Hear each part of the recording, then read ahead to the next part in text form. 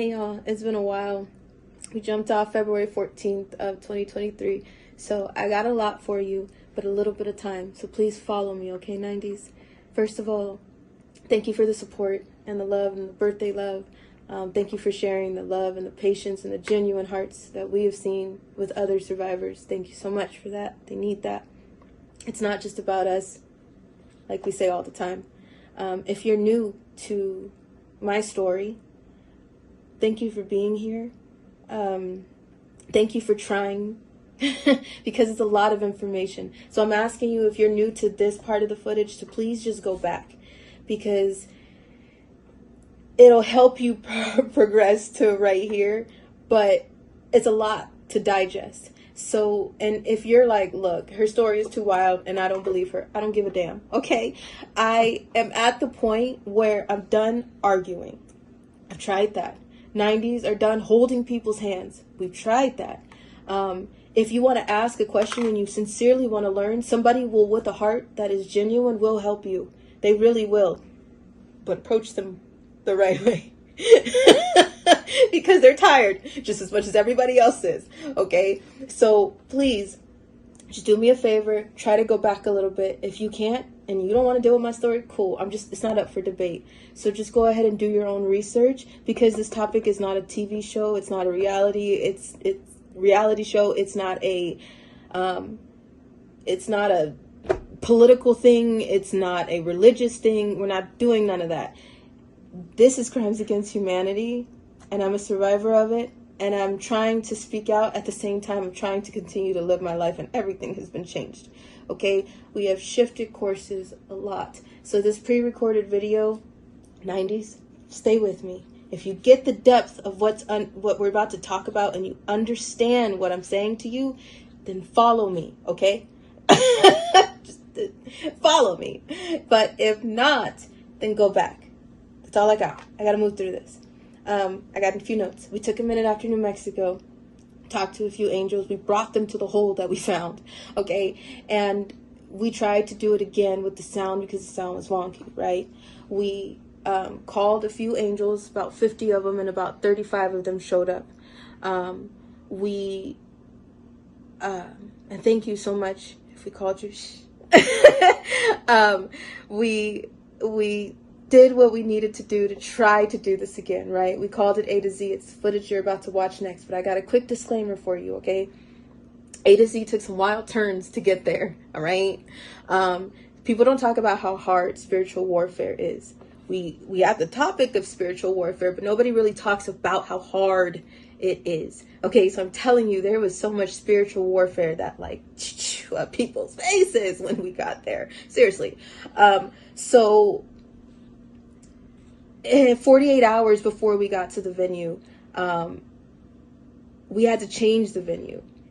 And I mean, people were still flying from all different directions, and we had to change the venue, y'all. If you hear what I'm saying and you are somebody who has planned anything of an event, we had to change the entire venue in the middle of the night. Okay, so by the time we got there, we tried to spit everything out from A to Z. We spoke for 6 hours straight and still didn't get to B. All right. Then when we did notice that we were running out of time, we started jumping around, and we tried our best to still go A to Z, but we didn't make it. So it's not done. But if we try to do this again, I'm trying to figure out how we can do this again. If we do it live, if we just try to do it live, I'm sure it'll probably try to cut out, but if we try to do it live, we want to give you a few things. To the kids, we're talking to the kids a lot, okay? Again, I'm not arguing with you if you don't understand my story. I really don't give a damn. I'm not arguing with you. It's not up for a debate. This is crimes against humanity. This is not a political thing. This is not a religious thing. This is crimes against humanity. So again, if you can't follow along with this, then just do your own research, because it's around you too. Okay? So for the kids, we're talking to the people who understand the level of trauma that we're about to touch in this next part. This is a family-friendly type one. But kiddos, if you're gonna watch this, if you're under the age of, I don't know, 17 to 5, please be careful, because I'm hurting too, and my healing has taken a while, and it's still in progress, okay?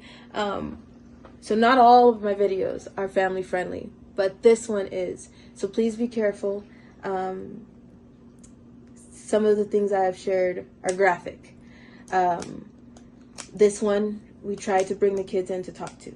Okay, for the kids, there are, people think white hats exist, witness protection program exists. We'll talk about that later in the footage you're about to watch next. But for right now, these are everyday people that have pulled together with their talents that have related to our story somehow, some way. So please don't respond quickly to someone who has a fake account, who is trying to contact you saying, I'm one of the angels or one of the heroes that have stood with Allie and Shelly. That might not be true. Please only go through the email. I will only respond one way, through the email and through a trusted hero. So please be careful how you contact, but if you contact, please go through the email that way, okay? I don't want to give you extra things because I don't want our enemies to be watching this and then try to mess with you and you have enough, all right? So hear me when I say that, okay? What you're about to watch, we brought a lot of evidence with us. We tried to bring so much from A to Z, police reports, medical diagnosis, affidavits, sworn affidavits. It was a lot. Our car got broken into after. That was a lot. And we were carrying so much evidence on us. And I laugh because, you know, we've been through worse. So what are you going to do? But we're going to talk about that later. Later, okay? Give me a minute. It's a lot. If you understand the depth of what we're talking about, you know we could talk forever. So again, we spoke 6 hours straight and took a break every 10 or 15 minutes on the hour, and still we didn't touch everything. So if you could just hang on with us, because I'm still trying to figure out how else to put this out there. But we tried to go A through Z, barely hit B, started jumping around, and then I don't think we hit M through Z. Okay, so this is what we got. Follow along with me if you can, and then just hang on. Thanks for watching. Hi, hi. That was weird. Hi, my name is Allie. This is my mama, Shelly. I am 29 years old. I had to think because it's been. I'm 29 years old now. If you have not yet watched the prelude or a few of the other segments, I ask you to please stop this footage and watch the other footage before you continue watching this one. This is a lot of information, and I know a lot of people don't understand what we're talking about, but we are speaking on crimes against humanity. For this segment, I want to go A to Z, my mother and I, us, you'll see, through through everything that we can. It's been a while. We found a hole, and we're going to explain so many things, why we're not dead yet, why we're still alive. There are no white hats. No, we have not been in witness protection program. We just found somewhere to really put our stuff down, and we came back because the sound in New Mexico, when we did the last segment, the sound was really funky and people couldn't hear, and these are everyday people in this room. Can you make some noise if your ticket was free?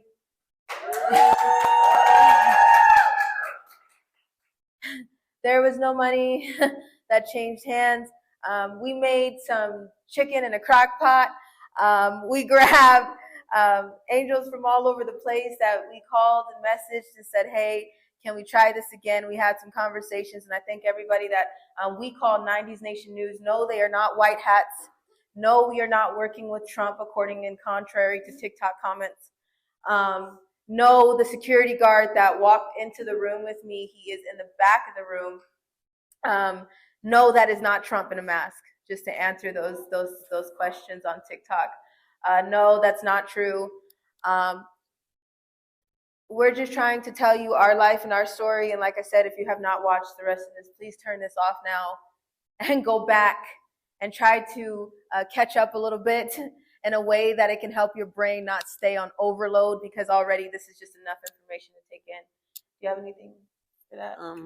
Yeah, I'm a ball player, or I was a ball player back in the day, but we would be told to leave it all on the field. You leave it on the field, you leave it on the court, you do it all, and then you're done. No regrets. It's done, and that's what we're trying to do here. Again, in New Mexico, we kind of had a little bit of glitches, but that was our first time. So that's what we're trying to do today. We're just gonna dump a ton of information on you. Somebody had said earlier about Fritz Springmeier. He's got massive books that you can read. That information is timeless. Like, what matters in that book today, 10 years from now, you can go back and it is something new that you're going to take away from that. And I'm hoping that this will be the same. We're going to try to dump as much information as we can. Affidavit. So we kind of went off grid in February. After New Mexico, we put everything down, found a hole. I call it the dome. Wherever we found, it's almost like there's a jamming signal in it. Over where we were, like, we've been off grid. We crawled in a hole, pulled the rock in front of it, and took a moment. And that's what we're planning to do when we're done here. Being on the internet, talking about crimes against humanity and how many times Allie was raped and by who and how is not a career option. No, nobody wants to do that, but we're morally obligated to tell the truth and to wake up as many people as possible. We're not trying to do interviews with people so they can get clicks and shares, and I don't care about that. We're not trying to profit off of this. That would be reprehensible. And speaking of interviews, if you're watching this right now on something that someone is asking you to pay a Patreon for, you are watching the wrong person. Let me just give you a little hint right there. There are some people who are upset with us that we will not talk to them, that we will not pick up the phone, because we see the point there. This is not a career choice. This was not on purpose. This was not, we don't want your money. I don't want anybody's money. I've been a dollar sign. You know what I'm saying? So this is why we want to feed you. We don't need you to buy $200 worth of a ticket to come and stand in the room and to sit at a table with us. If you are watching this footage right now with somebody who is asking you to pay them money, when the information is free and priceless as it is, you should take a look at the company you're trying to keep. Just a little hint. So while we have been off grid and quiet, we started working on affidavits, sworn statements about the things that she went through. We've dispersed those to insurance holders. When she does an affidavit, it takes a lot out of her. So she will give me the information and I'll type it up, and then she will proof it, and then we will get it notarized and sworn. And then she's down. Like, it takes a toll. It's not an easy thing, but we've been trying to work on that while we've been quiet. We have a couple here. I'm going to pass them around. You can read them if you've already read them. Pass them through, just so you can kind of get an idea of what's going on. We don't have anybody to give these to, except you guys. Like, the regular everyday people. We can't take them to the court because the courts are corrupt. We can't take them to the police or the FBI because you know and you're seeing firsthand what that looks like.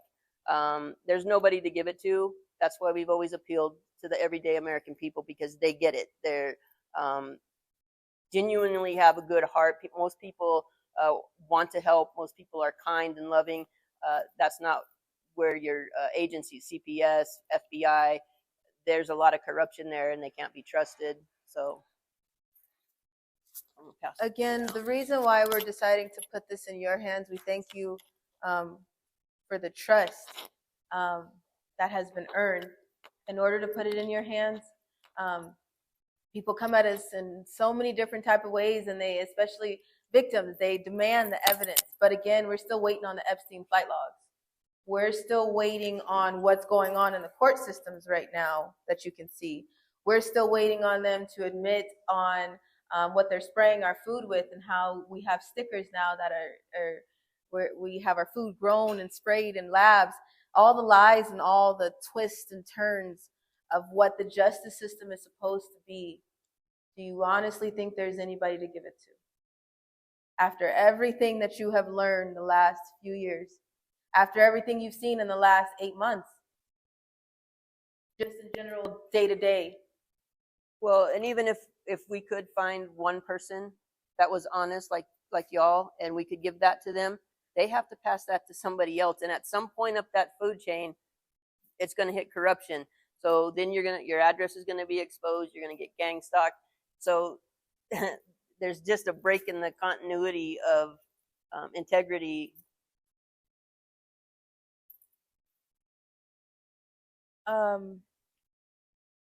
We have a few affidavits.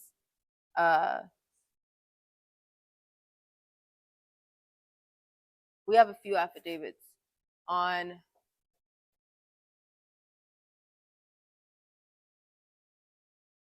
Barack Obama, Michelle Obama, hermaphrodites,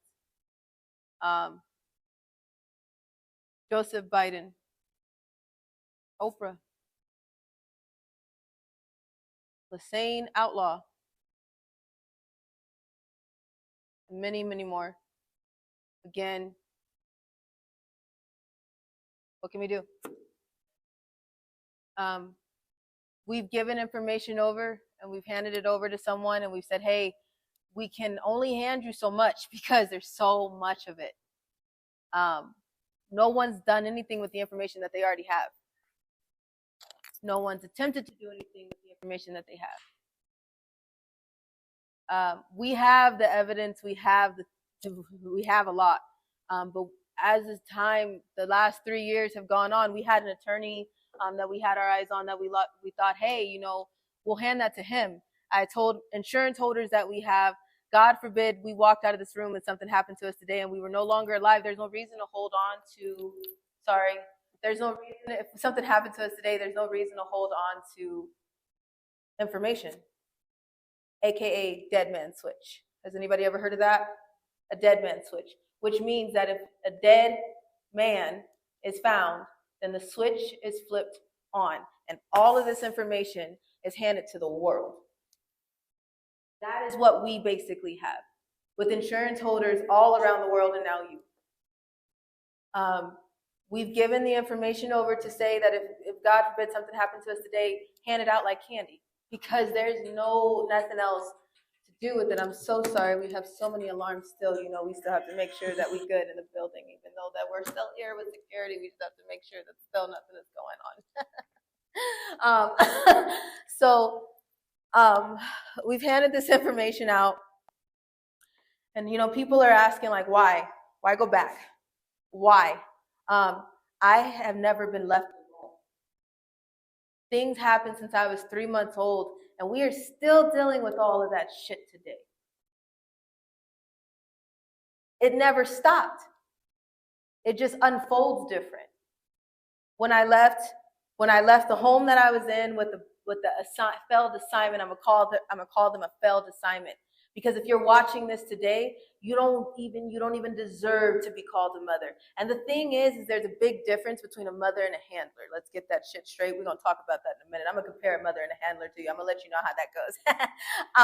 But the people that had me at first, I called them failed assignments. I won't even give them the luxury of surrogate anymore. Outlaws.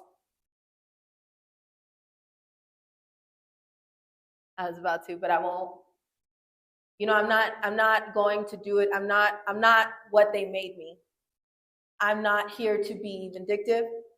I'm not here to make a threat. I'm not here to point anybody your direction, but I will hide every piece of evidence that I own like a geocache around this world if something happens to my mother and I. That's what I'm doing. I've redacted names. Every evidence that's sitting here today is redacted. We've still redacted names. We have court orders, police reports, rape kits, sworn affidavits, CPS reports. The list goes on. There's a big folder that we have that we're going through today of evidence. And we're handing it and we're putting it in your hands because if something happened to us today, everybody in this room can say, I saw it. Everybody in this room can say, I know it exists. And it's legal. If you take a look closely at the paperwork, you'll see it, it's legal. We've moved some things because in the cases that I have, there are minors that were on the case. And those minors contacted me recently, one of them, and I want to talk to you too personally later on. But we've blocked and redacted all those things because I'm not trying to, I don't care. I changed my last name from Outlaw because I don't care. I don't want anybody's money. It ain't worth it, it's blood money. If somebody told me today, I'd give you whatever you want and money, I would tell you to keep it. The only people that would probably take money from is Child Protective Services because for 1 whole year, they collected money from me while they knew I was being trafficked, while they helped my traffickers, while they documented and aided my traffickers. They're still doing it to this day. They collected a paycheck on every single time I ran away. They collected a paycheck on every single time I was assaulted because it made a bigger case. It gives a bigger paycheck to the foster parents. It gives a bigger paycheck to the government. Foster care only runs on children, like Monsters, Inc. Do you understand what I am saying to you? Has anybody ever seen the movie Monsters, Inc.? You know the screams and the laughs? That's foster care. That's the government system. That's the definition of adrenochrome. Okay? The only way that that CPS can function is through the dollar signs of the children. And the worse they are, the more money they get. The more they paint a picture, the more money they get. There's many different sides of cases. Okay, and I really want to talk to the kids today because we've been contacted by kids, but advocates, organizations, some churches and 501c3s are giving people the wrong impression that you can just be picked up and saved. And that's not true. When I was with this failed assignment family, one war was happening. Once I moved from CPS, another war happened. Once I entered foster care. When I ran away, another war happened. When I got adopted, another war happened. And it keeps unfolding. So I'm not going to sit here and sugarcoat it and say it just ends. That's not true. So we've documented some things, and those are the affidavits. And I hope I explained that.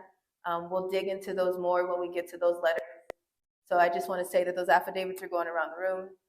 The affidavits that are going around the room right now are on Joseph Biden. Unfortunately, what is everybody knows is BS that because there's a pecking order through pictures, there's a pecking order through common sense. When you actually think about our real and our original laws, there's a pecking order. So what you think is our president right now is Joseph Biden. Not the one that falls down the stairs, no. Not the one that digs in his nose, no. Not the one that poops on himself, no. Not the one with the blue eyes, no. Not the one that changed from the brown eyes, no. Not the one that ears change, no. There's a few of them, if you haven't noticed. But right now what's being passed around is the situation that happened under the Getty Los Angeles Museum in California. I was 15 years old. I was taken there by my pimp. My foster parents knew. I lived in a Mexican home, a Mexican household. I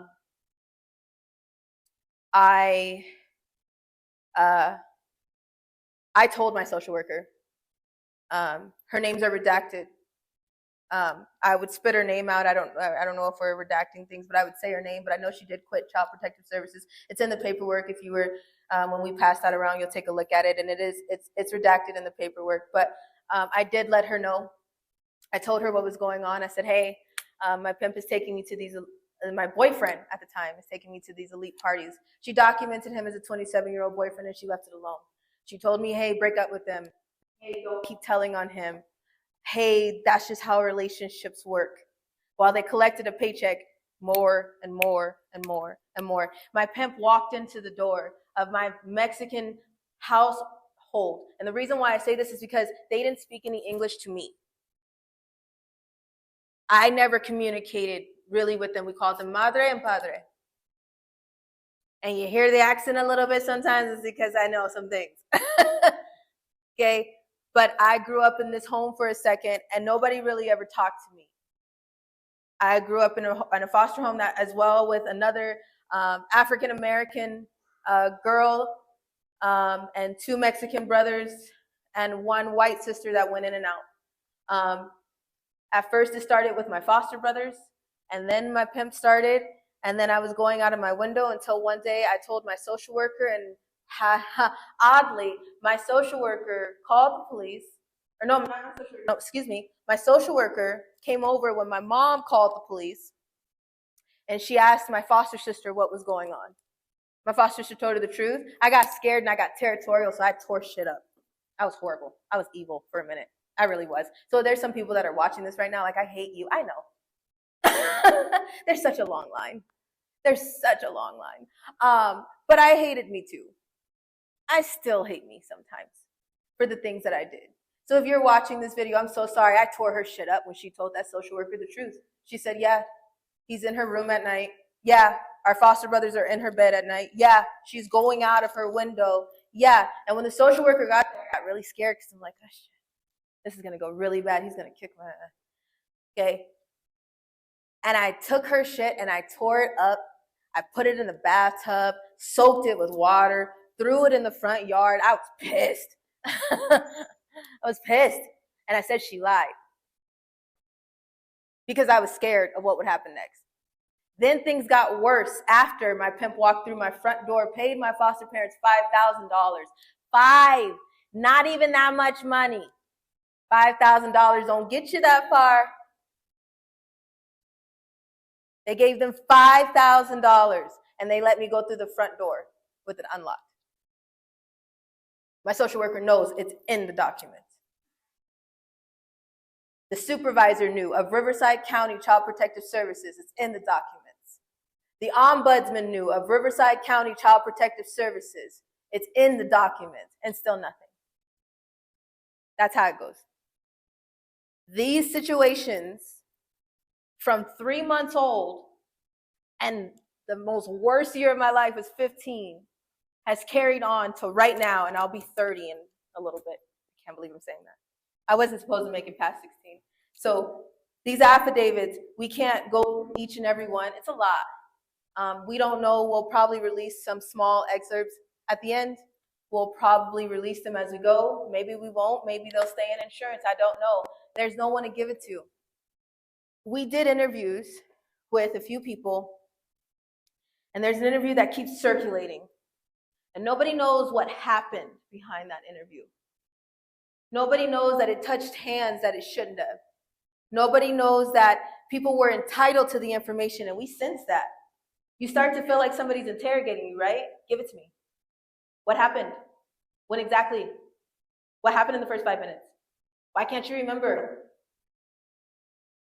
Break it down for me like I'm 2. Do you see how you start to like, ooh. Our majority of our direction has been throwing it in 6. Because there's some organizations and some advocates we can see straight through by the way they come at us. No one ever mentioned our safety. Everybody was like, so how can I get you on a stage? you got some followers watching you. Nobody asked about how can I get you in a room safely and out safely. That was never a question. We're talking about trafficking. We're talking about some heavy things. First of all, are you okay? We need to do. I want to talk to the kids. Everybody talks about save the children. Nobody's ever talking about, let me talk to the children. There's nobody that's ever taken the time to, I know about the children. I save the children. Has anybody ever taken the time to sit down and talk to a child? I mean, meaningless conversations about boogers sometimes. But I'm also talking about those conversations where kids don't know how to talk to the adults because the adults are too busy talking at you. People are too busy talking at you because this is what it's supposed to be. I want to talk to you. So if you are a child that is watching this, if you are a child that has contacted me, and I'm sorry if I have not gotten back to you yet, things are happening a lot. I may not be able to save you, but I would love to talk to you. I may not be able to do so much, but I would love to help. If there's a lot of angels in this room, there's somebody that can advocate for you. There's somebody who doesn't mind saying, I will pray with you. If you don't believe in Jesus, they'll sit with you while you cuss, yell, scream, fight, whatever, let it out. Because they've done it with me. That's how I know it's real. My mom has had the patience with me to get me to today. You angels have had the patience with us to be sitting here. So now I'm talking to the children mainly today. There's so much that's going on, and these advocates and these organizations are really bothering me. We've done a lot of interviews, and there's no point for an interview when there's nothing that comes out of it. There's no point in followers and numbers and merchandise when there's nobody that's filling the streets. If there's 75,000 people that are watching this video right now, that doesn't matter when there's not 75,000 people yelling, where the hell is the Epstein flight logs? Why won't anybody talk about where the missing children are? Oprah. What's going on with that school? Somebody you admire, somebody you respect, or maybe even love. And it feels good. I mean, if you're 7 years old and somebody, which I was trying to say this to my friends who had children, you're 7 years old and someone is stroking your penis, it feels good. Right. Even though you don't have a name for what that is, it feels good. And when I first said this years ago, people were like, you're crazy, because everybody wants to believe it's like sexual assault and you're being thrown up against the wall and you're being raped. And I have said for years, if the abuser is any good, you won't even know it's happening. Oprah legitimized the notorious sex criminal Joe Teixeira, a.k.a. John of God, as a miraculous faith healer, one who could cure cancer, giving him international recognition. Joe Teixeira is now serving 19 years in prison for the rape of 4 women. He is facing additional cases related to several sex crimes, including keeping teenage women as sex slaves in underground mines, forcing them to have his children, and selling their babies internationally for tens of thousands of dollars before murdering the women after about 10 years of childbirth. Oprah runs her own Leadership Academy for girls in Africa, a $40 million school for disadvantaged girls, where in 2007, several children were sexually abused and parents were only allowed to see their children once a month. It was very close with disgraced Hollywood mogul, rapist, and abuser Harvey Weinstein. Her Me Too documentary ignored Weinstein and Jeffrey Epstein. Oprah was herself a teenage prostitute. She stokes the fires of racism in America. And she is a member of the Billionaire Club, or the Good Club, along with Bill Gates, George Soros, Warren Buffett, David Rockefeller, and Ted Turner. The so-called Good Club meets behind closed doors and discusses plans for global depopulation. The Great Awakening is upon us. When will humanity begin seeing these billionaire celebrities for who they really are? How did you save 500 children? Where did you put them? Did you talk about the MK Ultra? Did you talk about the PTSD? Did you talk about the nightmares and the night terrors? Did you talk about the fact that there's some that will go straight back to their pimps and their handlers? Did you talk about that? Or are you just saying that you need a $50,000 fundraiser so you can extract some children? And take them where? because somebody already took them from their parents. So where are you taking them? If you're in the CPS system and you're trying to figure things out right now, I've been there. I've done that. Been on my own. And then this woman walked in my life. She looked just like me, huh? She my twin. You know, we dress alike too. So this woman came in my life and it was a whole different story. I was like, oh, wait. Real people exist. What's wrong with you? Okay. So we want to go into the next thing because I want to talk to the kids. If you're watching this today and you're like, what do I do? I don't know. I don't know your situation. I'm not going to tell you, I'm not going to sugarcoat it and tell you it's going to be fine. That's a lie. It's going to get real bumpy. It's going to get so bumpy, you're going to think, why don't I just give up? What's the point of fighting? If I have 2 seconds of freedom, why would I choose to lose that over fighting someone that I know I'm not going to win? I'm still standing here. So if you feel like, look, she probably don't know what she's talking about. Maybe I don't. I know nothing. But I can tell you what I've been through. And if you want to contact me, I can tell you what might work for you. I can tell you how I might be able to advocate for you. I can give you some advice and some tips of the things that I did. I can point you to someone who can say, hey, maybe they got some tips and advice for you. But I know damn well that I probably can't save you. And there's a lot of people that are mad at me for that right now. We're going to talk about that next. What's next? Oh, altars. Oh, Lord. Okay. DID. That was on D. I thought that was D. DID. Here. Also, we got a lot of questions regarding altars. We'll get into the MK Ultra and the blueprints in a little bit. That's where this originates. But some of the questions about altars, newborn altars. Yes, there are newborn altars. When they are splitting the kids, they try to do that in utero. They are already checking when the baby is in the womb how well they can hold a split. So they will introduce trauma, whether they are sticking them with needles, shocking them in utero. They are doing that to see how well their brain will split. Allie has newborn altars. If you are a mother or if you've been around babies, you know that distinct cry that a newborn baby has that's different than anything else. You can't fake that. She has altars that have that newborn distinct cry. So that's how I know that she was split at a very young age. Young altars in bedwetting. I'm just going to go through the questions on these. Let me get my glasses on. Young altars in bedwetting. Yeah, there were in the beginning some altars that would come up and have bathroom issues in the night. Because when they were 5 years old, they had problems wetting the bed. When you get the kids working together, you just make the adjustment that the little kids don't come up in the night when they're sleeping. Do the altars age? I don't know about everybody's system, but Allie's altars do not age. They kind of stay at the age that they are, or that they were created. When you argue, do you hit yourself? Has anybody seen the movie Liar, Liar? You know that phrase, I could kick my own ass sometimes. No, we don't hit ourselves. No. Well, no. But sometimes I could get on my own nerves. So there's that. Yeah, I had something else to add, but I would let you go through that scene from the movie Liar, Liar when he's in the bathroom and he's like kicking his ass. That if they were to fight physically like that, that's exactly what it would look like.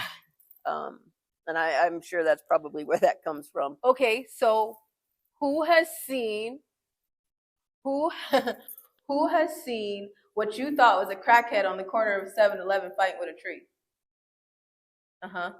Who has seen somebody that you thought was, just fresh out of the mental ward swinging and spinning on the corner, and you're like, what are they hitting at?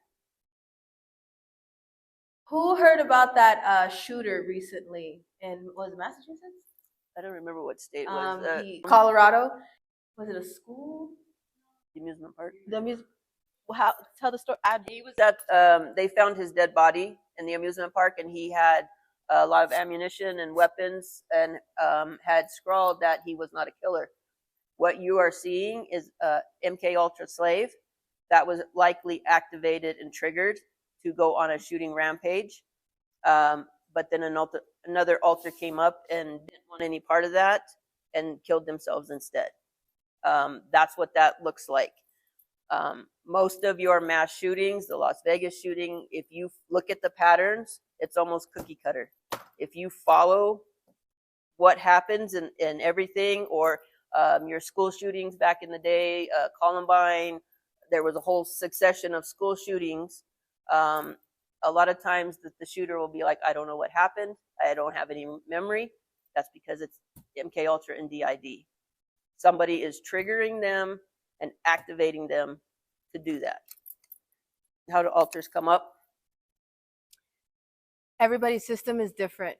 So there's some people who have alters that, have you ever seen someone who they feel like they're stuck in the wrong era? They're like, they dressed the 1960s. They feel, they talk like they're from the 1960s, and you're like, the sock hop era or whatever, and they're stuck with that. Sometimes they believe that they're still the same cars to this day. They don't know the difference of what's going on now versus what happened then. There's those ways. That way, there's the way of some altars can switch, and one can be up for days to a year at a time, and then completely change. So somebody, you know, if you've ever that example of, oh, like that's not even your character. You'll have somebody in your life that's like, that's not even their character to drink. That's not their character to laugh like that. That's not their character to watch that type of show. It's really different. Everybody's system is different. So to just say mine, first of all, it's dangerous for some that are watching this. There's many people who would love to watch us fall. So MK Ultra programmers, stitchers, encryptors, decryptors, coders, programmers that will be watching this to wait to see if I say it exactly. So there's some things that I'm holding back on just a little bit. But to explain to you, my system is not the same way that everybody's system works. If you've ever had a spouse that you feel like you didn't marry the same person that you were with, or that you're with now, or at the moment, you're like, hey, something's different about you. You don't act this way. Or that phrase of you've been married for 30 years and all of a sudden you don't love them anymore. It's like, that doesn't exist. Something happened there. Something changed there. So alters can come up in many different ways. That's what I'm getting at. It just depends on the person's system, and that everybody is different. How long do the alters stay up? That varies. It depends on the situation. If there's a highly stressful situation, maybe an alter that can handle that stress better will come up to take that load. Allie's alters usually switch all day long, constantly. When you speak to each other, is it audible or internal? Some people can answer that question. There we go. Any angels in here that would like to answer that question? Both? Both. We are getting more used to, I think my dancers, even that as a teacher, I think some of my dancers used to notice, I say we a lot. And I wasn't talking, I would say the choreography that we put together, and my dancers would be like, I thought you put it together. And I'm like, yeah, I did. Yeah, I did. But I would say we a lot. So yeah, sometimes we'll talk out loud and argue out loud. Yeah. What does it look like on the inside? Ooh.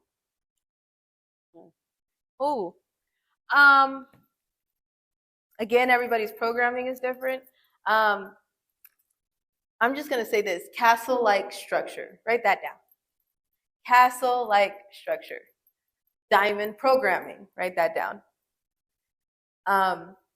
There's some things that I will give some information, and I know people will go ahead and do what they need to do their research. But castle-like structure and diamond programming is what you should take a look at. Our medical diagnosis is in the building, the document.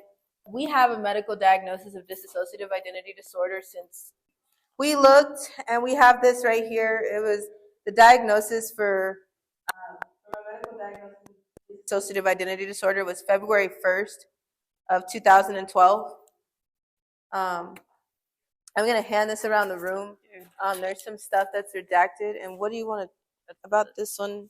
So in 2010, she's going to hand out the other paper. I petitioned the court to be her guardian or foster parent. In 2010, I was calling that she had DID, but that continued to be ignored. That's the diagnosis, and this is the court. I'm sorry, but I was nervous at first, and I'm just ready to spit this out. My shakes, I'm like trying to get it out and sweating through this shirt so bad. So I don't stink, I'm just sweating. So DID comes from trauma. Alters come from trauma. So while this conversation right here of alters, you're probably sitting there like, what are we talking about? There's different ones. Yes, and I'll explain to you why. Because there's paperwork from when I was 3 months old. I was sexually assaulted as a baby at 3 months old. It's in the paperwork. Nobody did anything. Nobody asked any questions. It's there. There's many situations that happened all throughout my childhood, and every single time it created a new child. It created a new person. I had to kind of separate from myself so I could deal with the situation. DID, there's 3 different forms of dissociative identity disorder, and if you could, that might pop up on the screen, I don't know, but if it doesn't, just go look it up. You got fingers, type them in. So DID, there's 3 different types, and there's different situations with alters. There is not one person that can tell me that they can go through trauma of seeing someone being hurt, seeing someone being brutalized, going through a car accident, being assaulted in some type of way, and not have to heal from that pain. Okay? Everybody has a level, I think, of alters or DID. It depends on trauma. But there's no one that can say that the things that I have been through, you don't just heal from that. You're not just okay from that. It causes other things, which is alters. So I know some of you are probably like, what are we talking about? But we'll get into that more too. Adrenochrome, what it looks like. Okay. Again, the example of Monsters, Inc. Okay, so let's explain the movie Monsters, Inc. for those who haven't seen it. The monsters are on an underground, you look at it, it's an underground type of bunker. And what they do is they order the doors of the children's rooms. Hence, alters, DID, everything's going to tie back together, so stay with me, y'all. With alters, and sometimes in an internal structure, there's rooms. So you know how somebody says, like, these things live rent-free in my head? That's where those sayings come from. The voices in my head, that's where those sayings come from. So they would order the rooms of the children, and then they go in and they scare the hell out of them, and they make them scream. The adrenaline causes adrenochrome, which fills that little capsule that they're collecting from. They then use that to power their bathtubs. They then use that to power their lights. They then use that for their water supplies. They then use that for everything that they need for day-to-day life. That's Monsters, Inc. The kids' movie Monsters, Inc. Okay, that is the most basic definition of adrenochrome. In the movies and in other things, it's presented as a pink drink. It's presented as a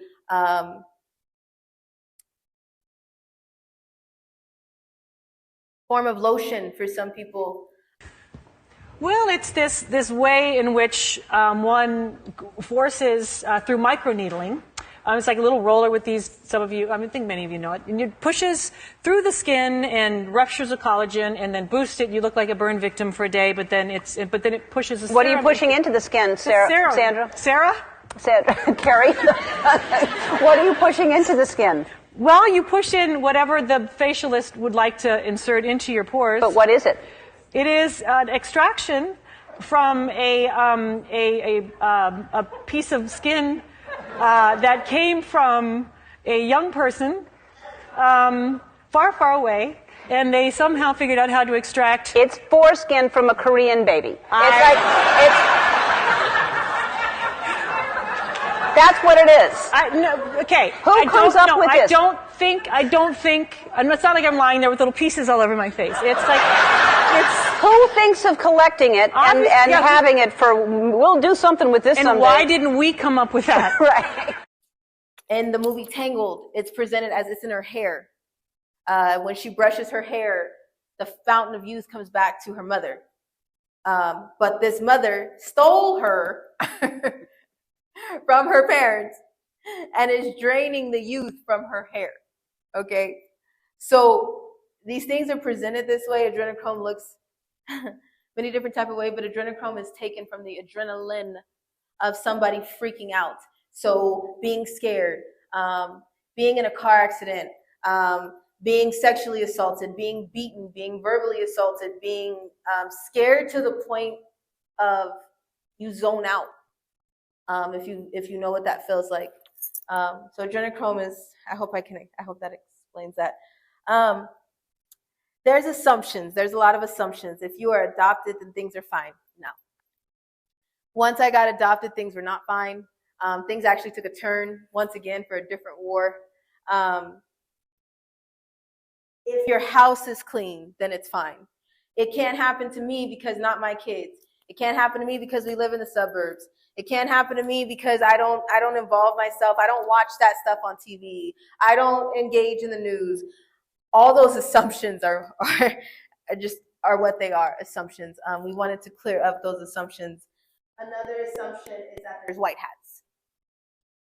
That there's white hats that are protecting us right now. These are everyday people. Assumptions that we went into witness protection program. I want to ask somebody, has anybody ever talked to anybody that's been in witness protection program? Anybody? Have you ever heard any stories that someone comes out of witness protection program and they say, oh, they kept me safe? Are they allowed to tell you that witness protection program actually exists? No. Witness protection program is a safety measure. It's a cushion. It's a false flag.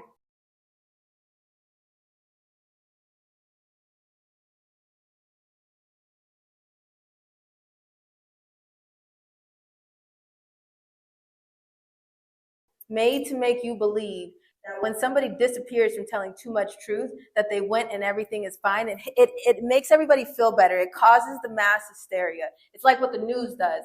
It cushions you with information so you feel like everything is okay. Oh, they went off. They're protected now by the FBI. Yeah, the CIA grabbed them.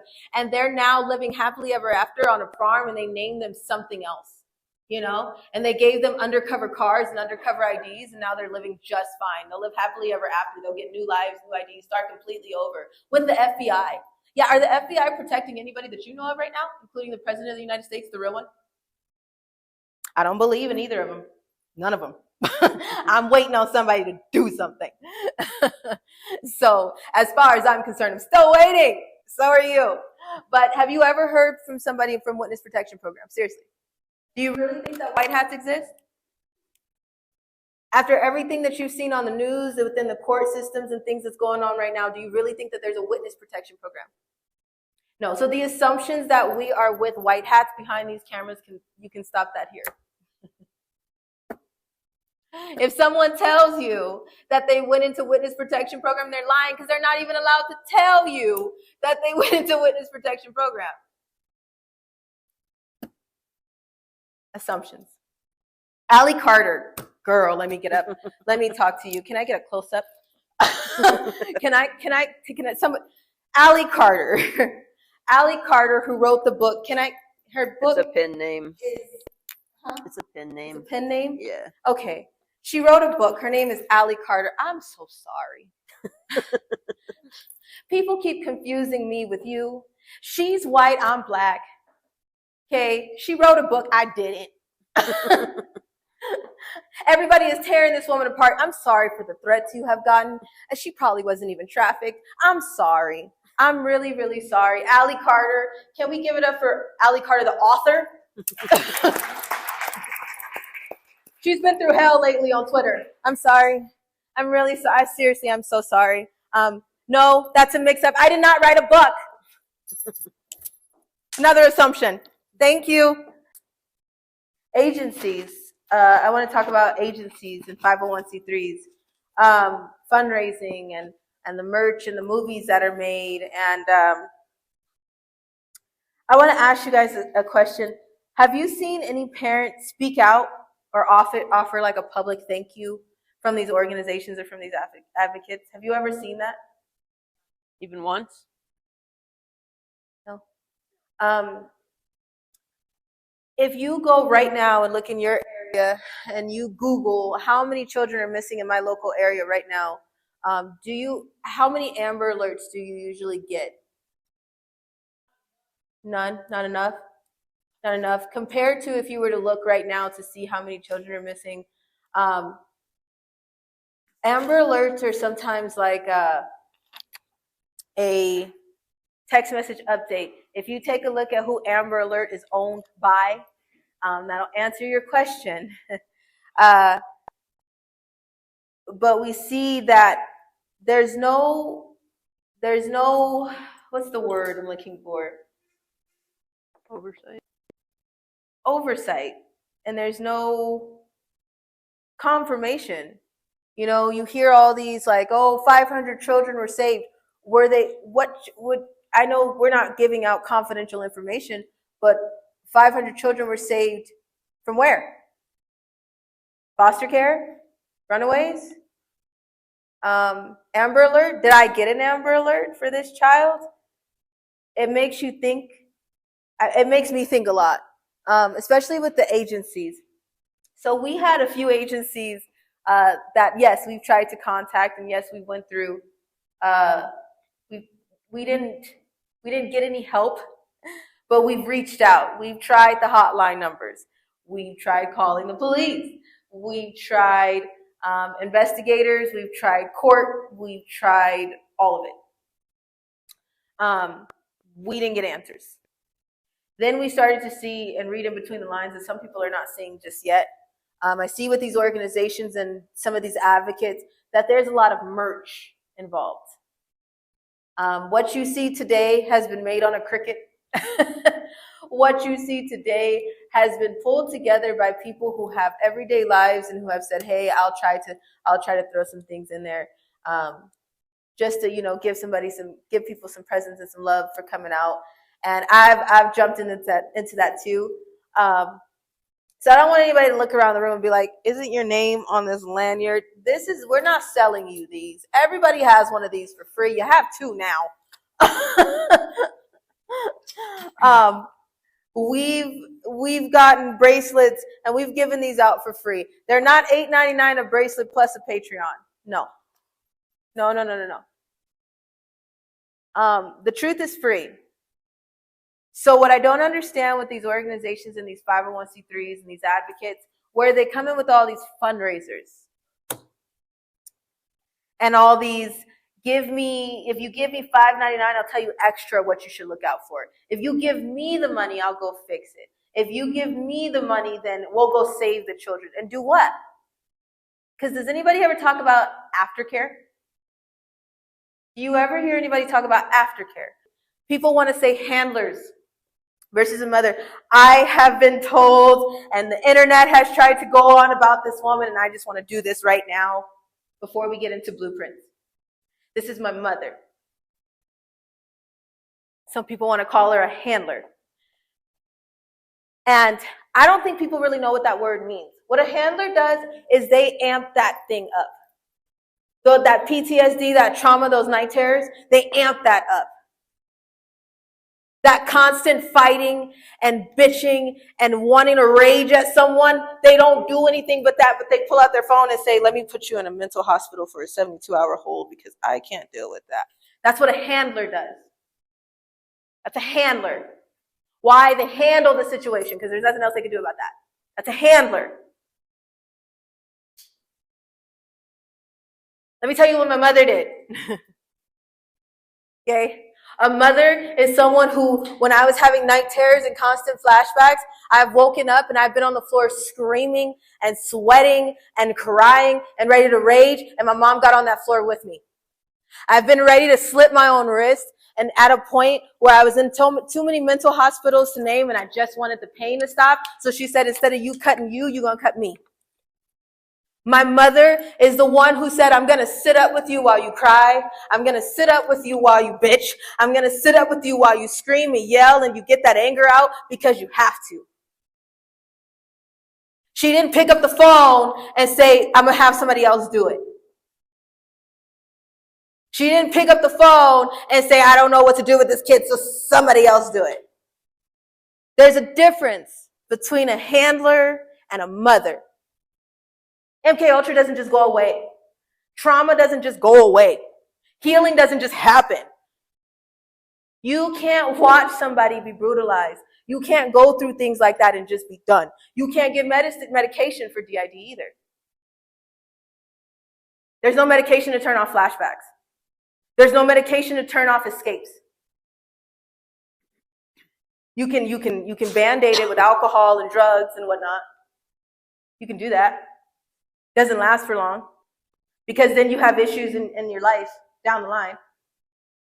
So what the hell are these organizations doing besides making merch, tickets, tours, movies? 200 kids? Did you just see that the room can start going off? And is there a fundraiser that's going to fix that situation at the moment? I don't care how much money you put into it. Is that going to stop the nightmares? Is that going to stop the withdrawals and the escape? Is that going to stop the pain? There's stuff, my hips don't work the same way, okay? I've been tied up way too many times, so you'll hear my ashes popping every time I move, okay? And I'm one of the lucky ones because I still have all 4 limbs. I'm still able to walk. I can wave and move. I got range of motion, but I can't say that about there's other trafficking victims that are in wheelchairs, that can't walk, that are no longer here to speak for themselves. What was the aftercare? They started with a fundraiser. What else did they do? Who sat with that child at night through the nightmares? Who stopped them from cutting themselves? Who stopped them from jumping off of something? Who stopped them from taking their own lives because nobody is listening to what's going on in their lives? Who stopped them? Who does that in the agencies? Is anybody going to ask that question? Because somebody is so quick to point the fingers at the people who actually take the time. It's harder to take the time to get on the floor and let somebody hold you. It's harder to take the time to go up to someone who's waving their arms and catch them and let them fight you because there's nothing else that you can do but let them let that anger out. Who holds those babies when they cry? Who's going to hold them when they're 5 and they've been sexually assaulted, abused, whatever? When they're 15 and that shit comes back up, who's holding them? What are you doing? What's the aftercare for that? There's no medication for that. Just because they aged a little bit, do you think it all just goes away? What the hell is the aftercare? We just recycling, we making more money through CPS. The more problems you have, the more paycheck it is to the government. Why? Because there's so many other organizations and agencies and 501c3s and government aid for people who have trauma. Nobody talks about what do you do for that? MK Ultra, what do you do for that? PTSD, what do you do for that? Soldiers that have been through war can say that PTSD, your PTSD will start going off and you'll be mad and you don't even know why you're angry. It's just your PTSD won't stop tripping. Who does something about the triggers? The smells. Some colognes will make me throw up. I will start rocking in a corner if I smell something that mixed with something else in a brothel. What are they doing for those kids? You're going to tell me you picked 200 of them out and you're going to tell me everybody's fine? Nothing's wrong. Because if somebody knock on a door too loud, everybody's about to lose their shit. Right? That's what PTSD is about. We got all this money for aftercare and interviews and tours and faces and credit. And so what? I could tell you, I don't even know how many people are still trying to figure out, how the hell am I going to get to sleep tonight? If you're a child in the CPS system, if you're a child dealing with some of these issues, if you're a child that knows another child that's dealing with these issues, be gentle with that person. And actually think about the real things, not the things that you can get money for, not the things that trend, the real stuff. Now, love is easy, but love is also hard. It's tedious. It's easy to pick up the phone and handle something like calling 911, or handle something like putting them off on somebody else, or putting the responsibility on somebody else. It's easy. That's very, very easy. Taking the time to get on the floor and get in the trenches and hold someone and get to the bottom of their pain. Has anybody ever lost somebody to an addiction? Addiction is a symptom of a problem. Addiction is that's just as worse as a mental health issue. Because the addiction comes from the trauma and the pain. You ever have to fight someone over a bottle, over a pill, over a drug? Why? Because that's the only way they can escape. That pill, that drug, that bottle is going to get their head out of those flashbacks, those triggers, that pain, those ab reactions, those memories. That's what those drugs do. So you know those people that you have to fight, you know those people that give up on those people, like I've tried over and over and over again. They went through the program, and then the next thing I know, they're back on drugs. Why? Because the altar that was that baby, remember that baby over here? That baby over here doesn't want to do drugs. This one over here that's angry, that's the one on drugs. This one over here that says, I don't want to be like that, went through the program. This one over here hasn't touched the situation yet. You got the same person, but nobody has talked about the problem. So people get mad, like, I just watched them go through the program. They prayed with me. They changed. Their whole character was amazing. Their whole mindset turned around. The way they talked, the way they acted, the way they walked, it all started making sense. And they're doing better for themselves. And then 1 year later, around the holiday time, maybe when they were assaulted, maybe when that trauma was, maybe that car accident, maybe that time of the year when they got assaulted, that person came back up. And they're drinking again. And they're fighting again. And they're mad again. Because guess what? People have been dealing with that happy baby like, I'm okay. That one's not. The one that was sleeping and having PTSD issues, they're not okay. These two may have went to the program. This one didn't. But now you're pissed at them and you're like, what is wrong with you? I saw you go through the program. We were changing. We were doing good. Have you talked to that altar? Have you got down to the bottom of what happened at 14? They may be 50. That doesn't matter now. We're having an issue. And the person that you thought was gone is now back. And you don't know them anymore. That's not their character. You're like, who the hell are you?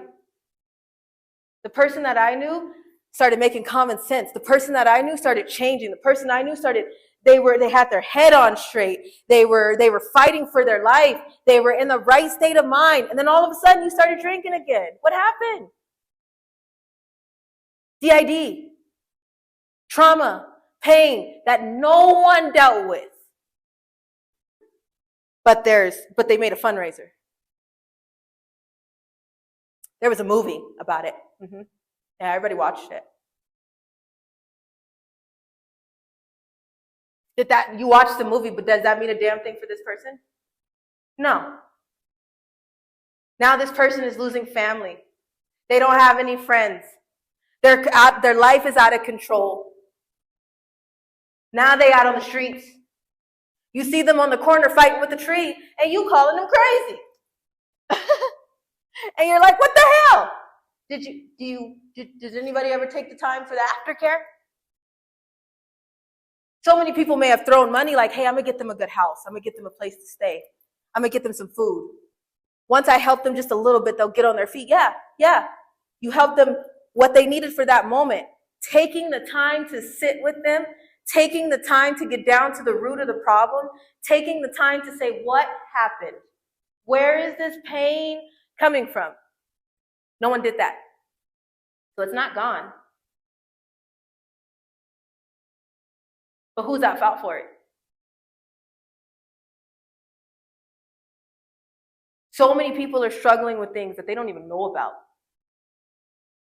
Because people are throwing money at things and putting it on other people to be the responsibility.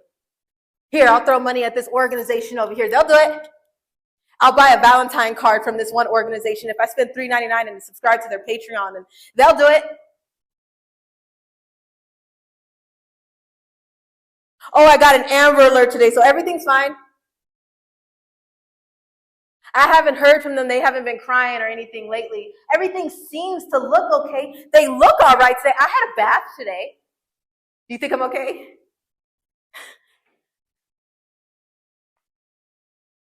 There's a lot that happens. And if you're in the CPS system, if you're a child, it's hard to navigate. What am I supposed to do when the adults that are supposed to be the ones that are stepping in place to do something are the ones that's talking at me? Subscribing or prescribing more medication for me to dull that pain, for me to shut that pain off. You can shut that pain off with some Ritalin. You can shut that pain off with some Xanax. For how long? How long does it say on the bottle? It's before you have to take another one again. So we can shut that pain off. That'll be fine. Yeah, no, it's fine. But then it comes back. And then what? And then you have people telling you I was called oppositional defiant. I had oppositional defiant disorder. They used my ass like a guinea pig in foster care.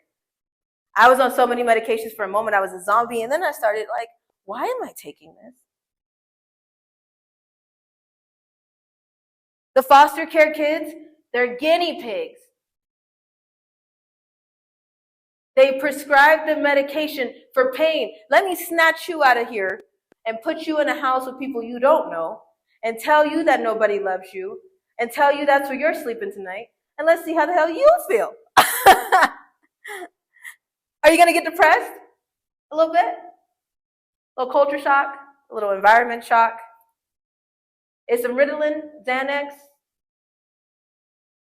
Zoloft, all that stuff they prescribe because it's a big pharma and it's another government company that just makes money off your pain. Is all that going to shut it down?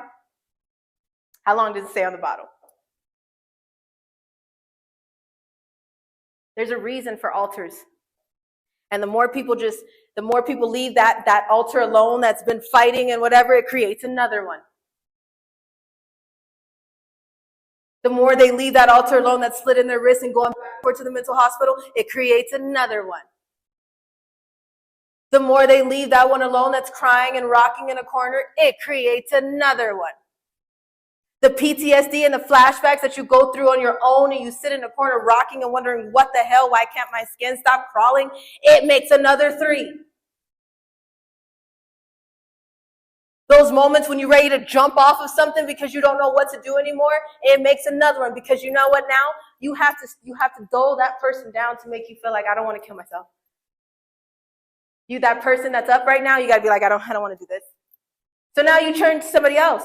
Let me go get into an activity. Let me go find a hobby. Let me go do something with myself. Let me go work out. Guess what? You just put a Band-Aid on it. Because that working out, that drug, that hobby is only going to last for so long before that person that was never dealt with comes right back up. So those organizations, I'm going to use my big girl words and I'm calling bullshit. Just saying.